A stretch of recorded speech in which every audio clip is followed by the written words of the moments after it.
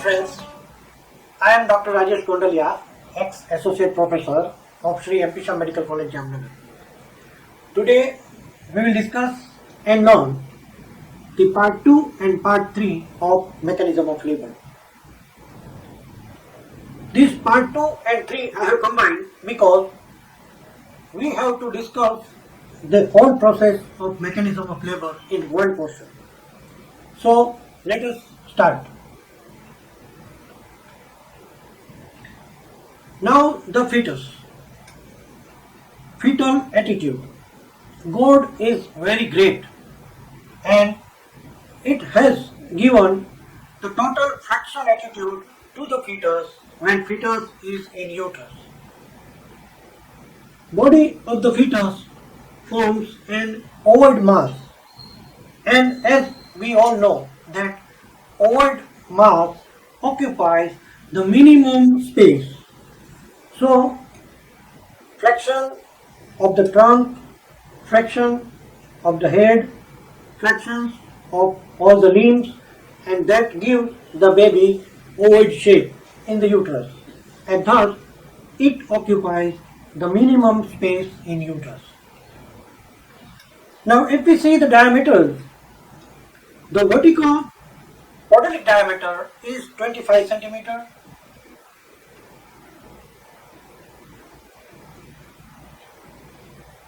This sacromian diameter, that is 12 centimeter, and bitrochanteric diameter, that is 10 centimeter.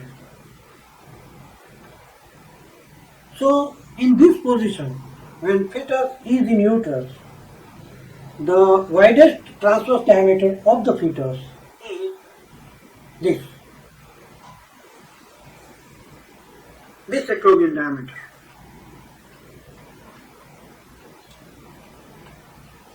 Now fetal skull. The ossification of the membranes and bone at toe is incomplete, and that forming the sutures and fontanelle. The whole top skull is consist of two parietal bone, one parietal bone left, and this is second parietal bone right. Two half of the frontal bone and an occipital bone.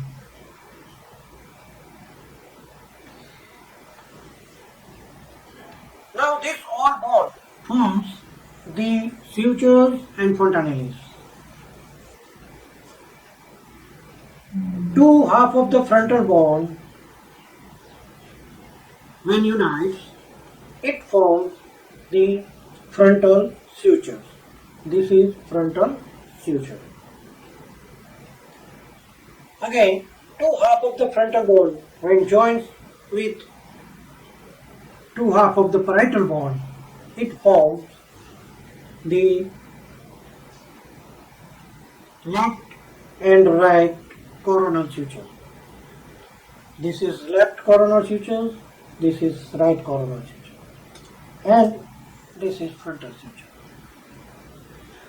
Between the two parietal bones, there is a long suture, that is sagittal suture, and two parietal bone with occipital bone form the lambdoid suture. Now see, very important portion is this, that is unossified membrane forming the anterior fontanelle, that is bregma, and this is not unossified, but it is a depression between two parietal bone, and below is the occipital bone. That depression forms the posterior fontanelle, that is called lambda.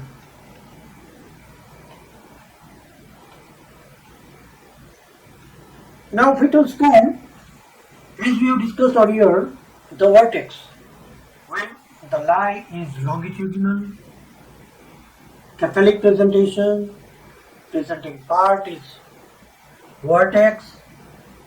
The boundaries of vertex is the area of vault of skull bounded in front by bregma and coronal sutures, behind by posterior fontanelle, that is lambdoid suture, and laterally by two parietal eminence. See in this picture, this is bregma anterior fontanelle, this is lambda posterior fontanelle, and these are two parietal eminence. So anteriorly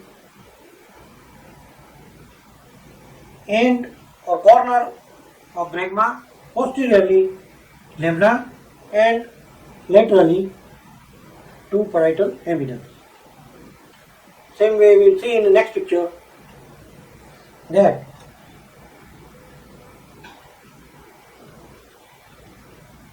anterior fontanelle, that is bregma, posterior fontanelle, lambda, and two parietal eminence. Now area in between this, which is shown here, is called the vertex. Why it is important? Because this is the portion which we can examine by pervaginal examination. And with this portion, we can know the progress of labor is going on in normal direction or in abnormal direction. Now diameters of fetal head. Again, very important portion. As we have discussed the diameter of the pelvis, that is passage, we have to discuss the diameters of fetal head, that is passenger. The part of the circumference of the head of the fetus first come in contact with the pelvic brim. The diameter of that is called the diameter of engagement.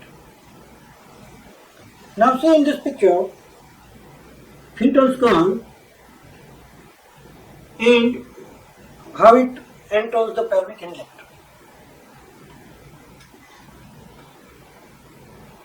Now suppose this is fetal skull.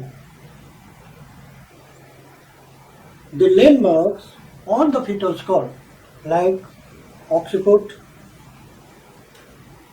subocciput, bregma, chin, parietal eminence, these all landmarks give all different types of measurements of diameters.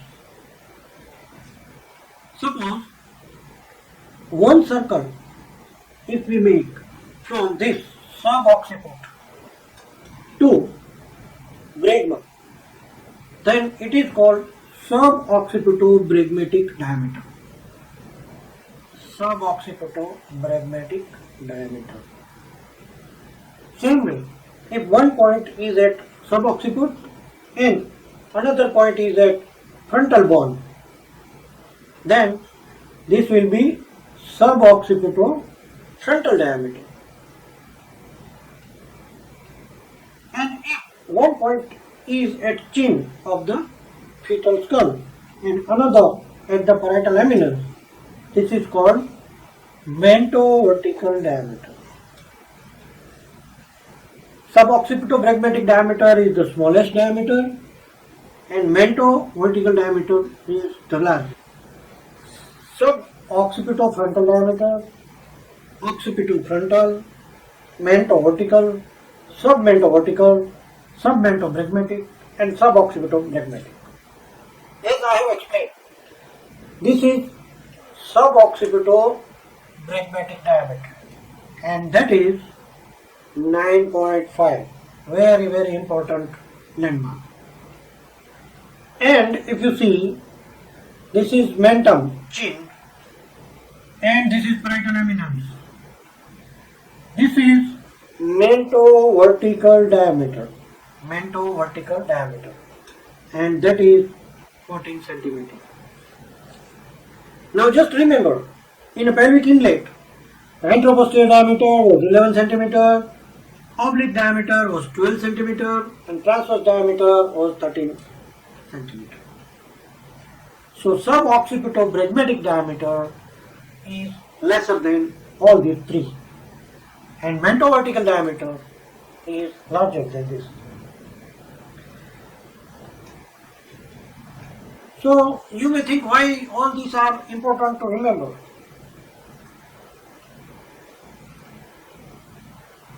Why all these measurements are important to remember? Because the passage is fixed. That cannot be any increase or decrease in the diameters of passage. But the passenger fetal head has a different diameter, and in different position the engagement of diameter is different, it can be different. So it is important to remember all the diameters in centimeters. Now when head engages in the pelvic inlet, suppose this is a pelvic inlet and lie is longitudinal, capellic presentation, and presenting part is vertex, and if fetus is in totally flexed condition with the head is also flexed, then the engagement of diameter will be suboccipito-bregmatic, and that is 9.4. But if at the time of labor fetal head get little extended, then the engagement of diameter may be mento-vertical. See in this third figure, and that is 14 centimeter. Difficult to pass through the inlet. That means the flexion of head is very important when labor starts.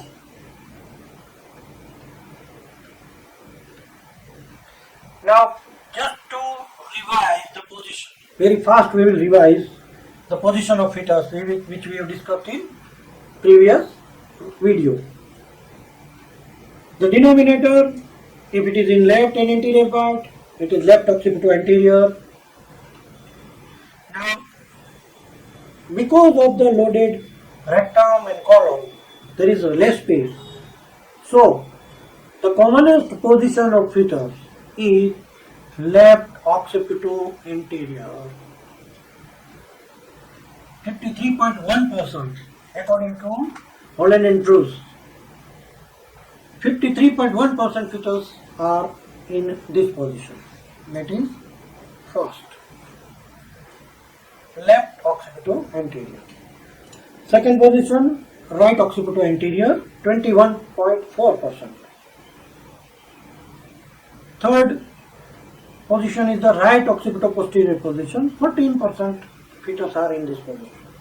And fourth is left occipito-posterior position. Only 11.5% fetus are in this position at the time of labor. Now we will come to the most important main part of mechanism of labor.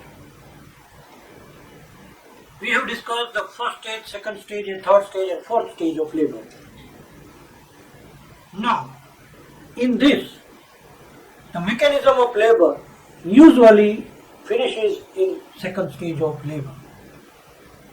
But it is a continuous process. But to understand it nicely, to understand the movements of the fetus, to understand the happenings in mechanism of labor, we have divided the part in this first, to second, third, fourth and fifth. First is flexion, descent. Flexion, descent. Second is internal rotation of the head. Third is extension of the head and expulsion of fetus. Fourth is restitution, and fifth is external rotation. We will discuss in detail one by one. Flexion and descent. At engagement of head, fetus is in a flexion attitude, but not in a complete flexion. See, in figure A, it is not in complete flexion, and in figure B, it is in complete flexion of the head completely. Now, as soon as the first stage of labor, there is a strong uterine contractions. Strong uterine contractions. Now, strong uterine contractions encourage more flexion and descent. How? Just see the figure. Suppose this is a uterus, so it will be filled with fetus and surrounding will be amniotic fluid. Now in end of first stage of labor and start of second stage of labor, it is a strong uterine contractions which exert force on the fetus, but not directly to the fetus, because there is amniotic fluid around it. So the force is distributed equally over the fetus, but there is a dilatation of the cervix at below. So the movement of the fetus or the progress of the fetus will be little bit downward. Now at that time, fetal head and fetus work as a two-arm lever. Just recall the physics law. Suppose this is the fetus, then head of the fetus, the head represents the two-arm lever with fulcrum at occipito-atlanto joint. Here is occipito-atlanto joint. And the fetus, from above there will be equal pressure due to uterine contractions, and from below due to pelvic floor there will be resistance. So due to this pressure, the long arm of the lever, this is long arm of the lever and this is short arm of the lever. So long arm of the lever moves up, and that leads to more flexion of the head, And see, by this, the engagement of diameter becomes suboccipitobregmatic, 9.4 centimeter. So with uterine contraction, fetal head work as a two-arm lever.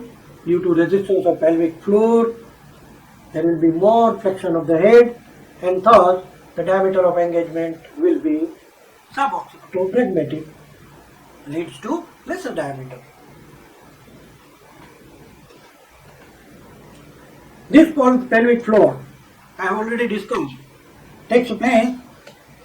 Now, the pelvic floor is forward, downward and inward. It is a gutter-shaped soft tissue pelvic floor. Forward, downward, inward. So second portion is internal rotation.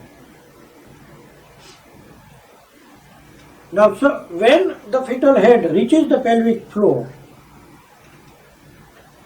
due to the direction of the pelvic floor and force from above, the head of the fetus moves little bit to accommodate its space. The suboccipitobregmatic diameter of the head enters the pelvic cavity in right oblique diameter of the brain. In internal rotation, the suboccipitobregmatic diameter rotates and comes to anterior posterior diameter of the outlet. Little difficult to understand. Let us see in next figure.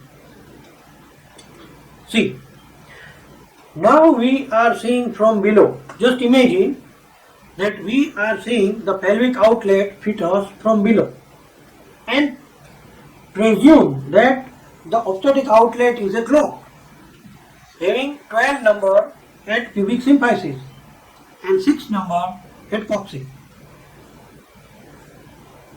This is 12 number, this is 6, this is 3 and this is 9. So when head engages and reaches the pelvic floor, the occiput, this occiput will be at 2 o'clock or 3 o'clock, near 3 o'clock.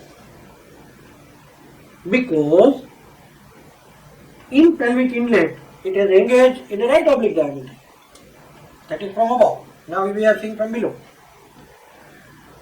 Now see, in this situation, if there is anteroposterior gutter shaped and pressure, contraction and support and resistance from pelvic floor, this head will rotate in this direction.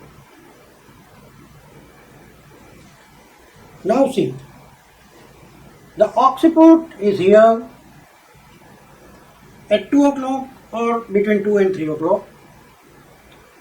Now due to strong uterine contractions from above and resistance from the pelvic floor and gutter shaped pelvic floor, this head of the fetus will move in anti-clockwise direction, so that this occiput will come below the pubic symphysis. Now this movement accommodates the fetal head in the pelvic floor. So very important part for the mechanism of labor and for delivery of the head. Now imagine that this occiput rotates and comes below the pubic symphysis. This will be an internal rotation. See, in this figure, the occiput has come below the pubic symphysis. So this is internal rotation, and you have to remember it. It is anti-clockwise. This is the first part. Now is the extension of head and expulsion of fetus. Head emerges at vulva. Occiput, which is at a lower border of pubic symphysis, will come out first. Then successively vertex, forehead and face. Chin separates from the chest and head becomes extended. That is why it is called extension of head and expulsion of head. See in this figure, till the 10 centimeter dilatation of cervix, that is full dilatation of the cervix, head is flexed, chin is at the chest, and fetus head internal rotation. Means the occiput had come below the pubic symphysis. Now at this point, in the second stage of labor, there is full dilatation of the cervix, 10 centimeter, and all pelvic floor muscles and levator ani muscles, they get little bit backward or posteriorly. There will be crowning. You all know crown. In obstetrics, crowning means the visibility of fetal vertex with hair without contractions or in between contractions at the full dilatation of cervix. That is called crowning. Once there is a crowning, then there will be a delivery within few minutes. So at this point, there is a crowning, and now this head, which is flexed, this will get extended. There will be extension of the head. This chin will be separated from the chest, and there will be expulsion of head. See, first the occiput, then vertex, then forehead, nose, lip. This way the fetal head will come out. So this is the extension of head and expulsion of head. This takes place in second stage of labor. Now restitution, that is third part. Now as soon as the head comes out, the neck is in the pelvic floor and vagina, and it is a loose portion.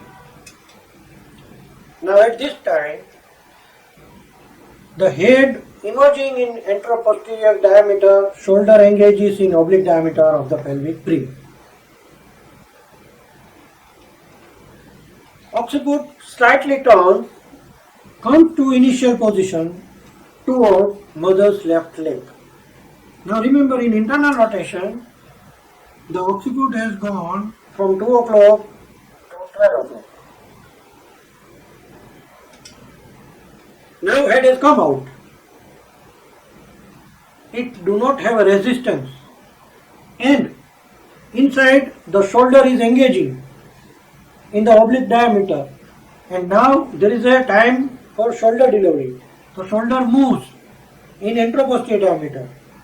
So head again comes in its natural original position. The occiput moves in natural and comes to 2 o'clock, and that is clockwise movement of the occiput.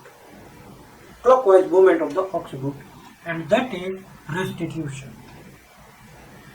Now restitution and external rotation of head, both are a continuous process, but we have made little two parts of that.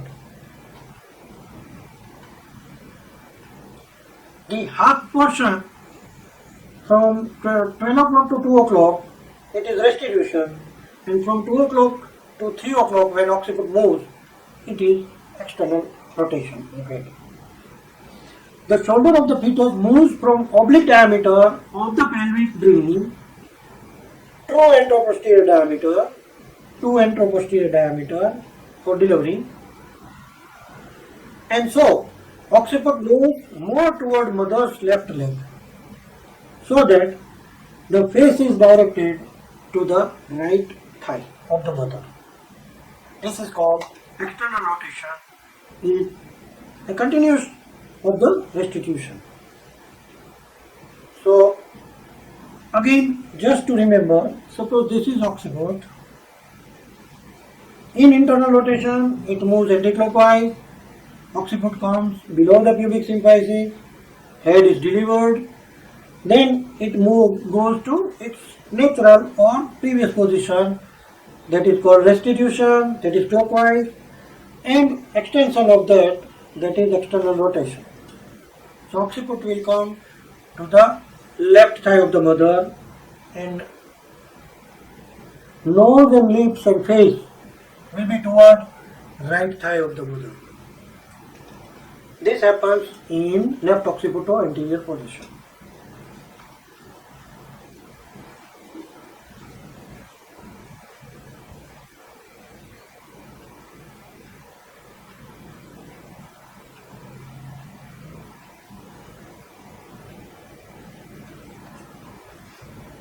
Now, external, just to summarize again this figure, this is unengaged head. Unengaged head. When it gets engaged in the pelvic inlet, the occiput is at 2 o'clock. Then there is a descent, flexion, further flexion, and then there will be internal rotation. After that, there will be expulsion of fetus and extension of the head, and restitution and external rotation. Here is the total delivery of the head. Then comes the shoulder. Once the head is delivered, shoulder is little bit a movable organ. Legs are also little bit movable organ. So there won't be much difficulty in shoulder, trunk and leg delivery. There may be sometimes shoulder dystocia, but that are the other topics we will take in other portion. So once the head is delivered in this manner, the baby is delivered. And here is the complete mechanism of labor. Now let us discuss and see the whole live mechanism of labor. This is pubic symphysis, this is pelvic inlet, and this is right oblique diameter. Now this fetus is in flexion position, flexion of the head, flexion of the upper arm, flexion of the legs. And this is occiput. This is vertex. So fetal will engage in a position, first position, right occipito-anterior position. The fetus will engage suboccipito-brachmatic diameter will be engaged in right oblique diameter. And with the uterine contractions, there will be flexion, descent, flexion, descent, flexion, descent till the occiput reaches the pelvic floor. And as we have discussed, the pelvic floor is like a gutter, forward, downward and inward. When there will be more contractions, now you see from below, the occiput is at 2 o'clock position. As the contractions increases and vertex reaches the pelvic floor, there will be internal rotation. The occiput will come below the pubic symphysis. And with full dilatation of cervix, there will be extension of head and expulsion of head. Once the head is expelled, the shoulder will engage in the pelvic inlet and there will be restitution. The head will move to clockwise position. Still further, when there will be movement of the shoulder and shoulder comes in anteroposterior diameter of the pelvis, still the occiput will move to left side, left thigh of the mother to 3 o'clock, that is external rotation. Once there is external rotation, the anterior shoulder will be delivered first, then the posterior shoulder will be delivered and subsequently the fetus will be delivered. And this is the happy ending with a normal mechanism of labor. So dear friends, here we end the mechanism of labor, and thank you so much for viewing my both videos.